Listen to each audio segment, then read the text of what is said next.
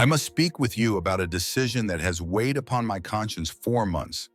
It is a decision born not of anger or haste, but of a grim and sober analysis of the peril facing the American Republic. It is a decision that I believe reveals a deeply troubling pathology in the soul of modern America. If you are ready to understand why this choice became inevitable and what it signifies for those of us who still cherish the ideal of an open society, then I will share what I have observed. For decades, through my foundations, I have dedicated my resources not to building companies, but to strengthening the pillars of democracy, the rule of law, a free press, and respect for human rights. Having witnessed firsthand the horrors of Nazism and communism in Hungary, my life's work has been to support the very open society that America once represented to the world. I believed profoundly in its promise that a pluralistic democracy, grounded in reason and debate, could create a just and prosperous future for all. But over the past decade, I have watched with growing alarm as this promise has begun to fray. The changes are not merely political, they are epistemological. They represent a fundamental assault on the very nature of truth, a corrosion of the norms that govern our disagreements, and a campaign of demonization against those who do not subscribe to a rising, authoritarian ideology. I have watched as our public discourse has been poisoned by disinformation, shifting from a search for common ground to a scorched earth effort to delegitimize institutions and individuals. I have seen political actors abandon bedrock democratic principles the moment they became inconvenient for their pursuit of power. Most gravely, I witnessed the rise of a political culture where challenging a leader's falsehoods, no matter how well evidenced the challenge, became grounds for professional ruin and vicious personal attacks, often directed at me personally. This is not a matter of partisan disagreement. It is about the foundational principle of an open society, that our progress depends on a shared commitment to verifiable facts and rational discourse. The breaking point for me was the sustained assault on the democratic process surrounding the 2020 election and its aftermath. I watched as a deliberate and coordinated campaign to overturn a free and fair election was waged not with evidence, but with fabrications amplified by partisan media and cynical political figures. Legitimate democratic institutions, from the courts to election officials, were met not with reasoned debate, but with threats, intimidation, and ultimately, violence. My foundations and I found ourselves in the position of defending basic democratic truths, that votes were accurately counted, that the judiciary acted with integrity, only to be branded as conspirators in a coordinated propaganda campaign that painted us as enemies of the people. The choice became stark. Continue to fund the defense of democracy and watch my name and my work be systematically vilified to fuel a populist rage, or step back and watch the pillars of the open society crumble under the weight of these lies. This was an untenable position. When defending objective reality and the rule of law makes you the villain in a national narrative, something fundamental has broken in your society. Through our work, my foundations possess extensive data on the mechanics of this decay, on the industrial-scale manipulation of public discourse through bot farms, foreign interference, and the systematic spread of conspiracy theories. What we saw was not politics as usual. It was a sophisticated, well-funded effort to create an alternate reality. We tracked vast networks dedicated to destroying the credibility of scientists, journalists, and public servants whose work contradicted the preferred narratives on everything from public health to climate change to the integrity of our elections. The coordination was and is extensive. We have observed a frightening synergy between political operatives and certain media ecosystems, where viral disinformation is not an unfortunate byproduct, but the core strategic objective. We've seen how internal communications from social media platforms reveal a constant struggle, often a losing one, against coordinated campaigns designed to amplify division and paranoia. We've witnessed how entire categories of verifiable information about climate science, vaccine efficacy, or the security of our elections are targeted for delegitimization, drowned out by a tsunami of falsehood.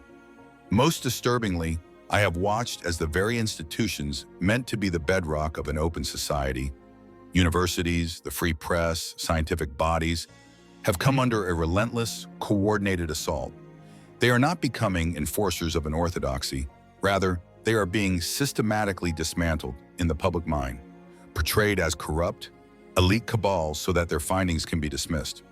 When the arbiters of fact are neutralized, all that remains is the appeal to raw power and tribal emotion.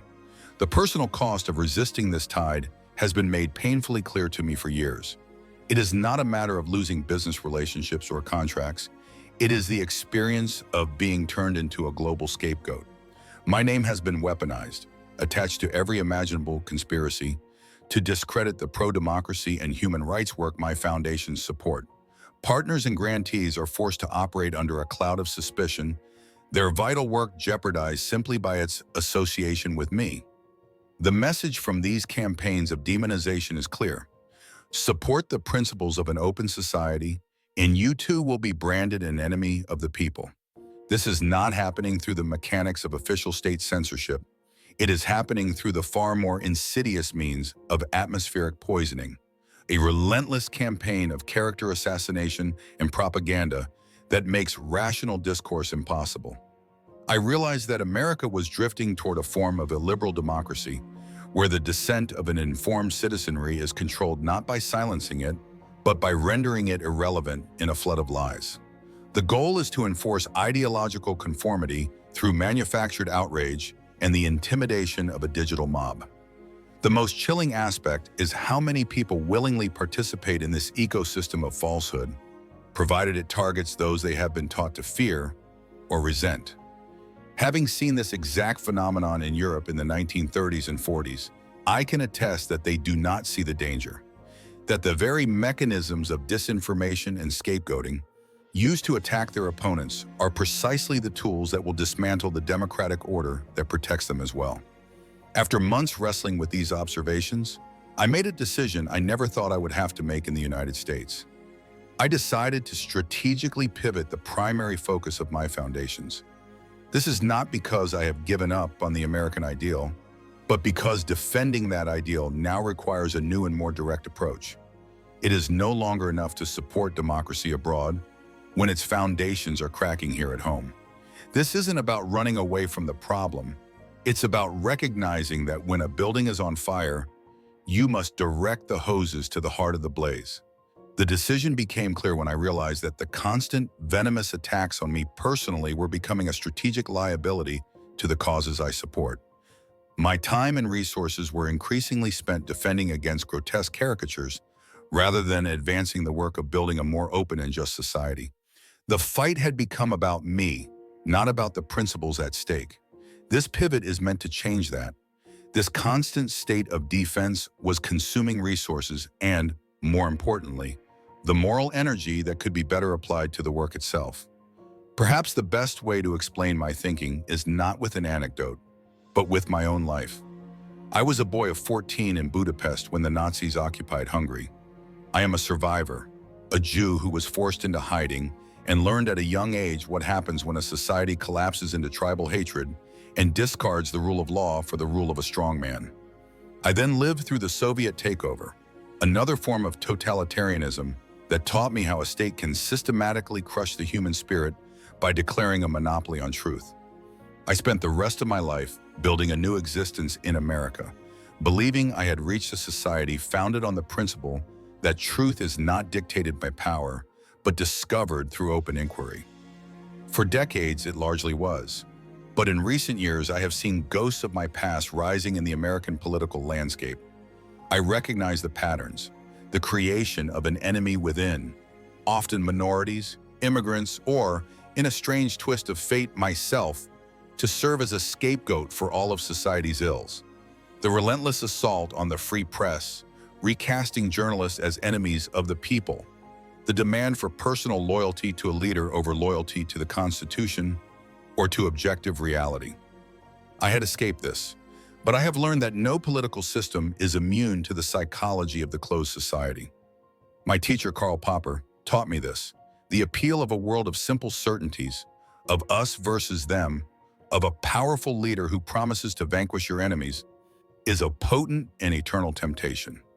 When a people become more interested in the comfort of that tribal identity then in the difficult work of confronting complex truths, you get the same result. It continues as institutions of justice and oversight are staffed with loyalists rather than independent professionals. It escalates when questioning the leader's narrative is framed as an act of treason. By the time the majority realizes their own freedoms are gone, the infrastructure of control is already firmly in place. The very institutions that were meant to protect liberty have been hollowed out and turned into instruments of power. This history has helped me understand that what I am witnessing in America is not merely political polarization. It is the beginning of a systemic assault on the intellectual and cultural foundations of an open society. But my past also offers a lesson in hope and strategy. Survival in 1940s Hungary required one to be pragmatic, to build quiet networks of trust, and to work around a hostile system without inviting self-destructive confrontations. My life's work with the Open Society Foundations has been an extension of this lesson on a global scale, supporting the brave individuals and organizations who build the sinews of democracy from the ground up, often under the most difficult circumstances. As they taught me, you must be strategic. Direct confrontation can be a trap, giving authoritarians an excuse to crush dissent. But by patiently supporting education, independent media, and the rule of law, you can preserve and expand the space for truth and freedom, even when the dominant culture is hostile to them. My decision to pivot my foundation's focus is not about abandoning American principles. It is about finding the most effective position from which to defend them, using the hard-won lessons of my own survival. My goal is to continue defending those principles more effectively, using the strategies my own history has taught me, working for freedom from a position of strategic clarity. By reorienting the mission of my foundations to the domestic American front, we can see the internal threats more clearly and develop a more focused response. We can support the institutions of civil society without having the entire debate endlessly diverted by ad hominem attacks against me. The work must be about the principles, not the person. My foundation's global commitments to human rights and open societies will continue. But this experience has taught me a hard lesson about responsibility. When you possess resources and a platform, and you see a fundamental threat to the democratic order that made your success possible, you cannot hope someone else will confront it. You have a duty, born of that privilege, to take meaningful risks to preserve the very conditions that allow free societies to flourish. This responsibility, however, extends to every citizen who values reason over tribalism, who believes in democratic norms over authoritarian cults of personality, and who understands that real progress requires a shared basis in reality. You do not need my resources to make a difference. You simply need the courage to defend the truth in your own communities, to support independent journalism, to reject conspiracy theories even when they are tempting, and to hold fast to democratic principles, especially when they are unpopular. Those in my audience who share my historical memory understand this with a unique clarity. We have lived long enough to see how quickly things can unravel. We have seen firsthand, or studied closely, how democratic institutions can be captured by illiberal movements and how precious freedoms, won over generations, can be lost through a series of small, insidious compromises. Our experience gives us a perspective that those who have only known stability may lack. We know that the freedoms of an open society are not the default state of humanity. They are a fragile achievement, and they must be actively defended by every single generation. We also understand that at certain historical moments, the most profound act of patriotism is not to wave a flag in support of the government, but to resist the direction of the country's leaders when they have lost sight of the constitutional principles they are meant to serve. This understanding is vital today because the current crisis of truth in America affects everyone, but it inflicts a particular pain on those of us who remember. When you have lived through the great ideological battles of the 20th century and seen what happens when societies abandon reason, it is agonizing to watch those same dark impulses re-emerge. I speak with many of my contemporaries who express this same frustration. Their perspectives are dismissed, not on their merits, but because their hard-won wisdom is seen as irrelevant in a new era. They watch institutions they helped build and trusted for decades being hollowed out and turned into partisan weapons. Their voices, which carry the lessons of history, are being systematically marginalized. This is no accident. It is a deliberate tactic. Authoritarian movements always seek to sever a society from its memory because a people unmoored from the lessons of the past are far easier to deceive. When a diplomat who negotiated with the Soviets warns about the tactics of a modern autocrat, they are dismissed as a relic of the Cold War. When a historian who studied 1930s Europe points out chilling parallels in today's political rhetoric, they are accused of hysteria. This is not about making room for new ideas. It is about clearing the field of inconvenient truths and the historical wisdom that gives them weight. When a teacher with 40 years of experience raises concerns about a new educational theory, they are told they are obsolete. This systematic devaluation of lived experience is a core tactic of the authoritarian impulse. A truly open society, committed to learning from its mistakes, must value the wisdom of those who have seen the long-term consequences of different approaches. But a society sliding toward a closed, ideological state has no use for such wisdom. It prefers the blank slate of theory, unburdened by the inconvenient lessons of history. The question is not whether America will face a challenge to its founding principles. That challenge is here now. The question is whether enough people recognize the nature of this assault and will take action to preserve the intellectual and cultural foundations that make an open society possible. My decision to pivot the focus of my foundations is one response to this challenge. But the true solution lies in the collective will of millions of Americans choosing the difficult work of democracy over the false comfort of authoritarianism, choosing principle over partisan advantage. The goal is not to escape America's problems, but to confront them with the clarity and resolve they demand. I have learned over a long life that our current dysfunction is neither inevitable nor permanent. Other democracies have stood at this same precipice and pulled back. But their recovery required citizens who were willing to place their loyalty to truth above their loyalty to tribe, who could see beyond the fever of the political moment to the enduring question of what kind of society they wish to leave for their children. The battle for America's future is not being fought in the halls of Congress alone. It is being fought in every conversation where a conspiracy theory is gently refuted with facts. It is fought in every moment a citizen chooses to support independent journalism rather than a propaganda outlet. It is fought every time someone stands up for the principles of due process and equal rights, even for those with whom they vehemently disagree. You have more power in this battle than you know. Your voice, your example, and your refusal to consent to the degradation of truth and democratic norms. These are the essential antibodies of a healthy body politic. And to those of my generation who carry the living memory of the 20th century, I say we have a particular responsibility. We have seen nations change direction with breathtaking speed.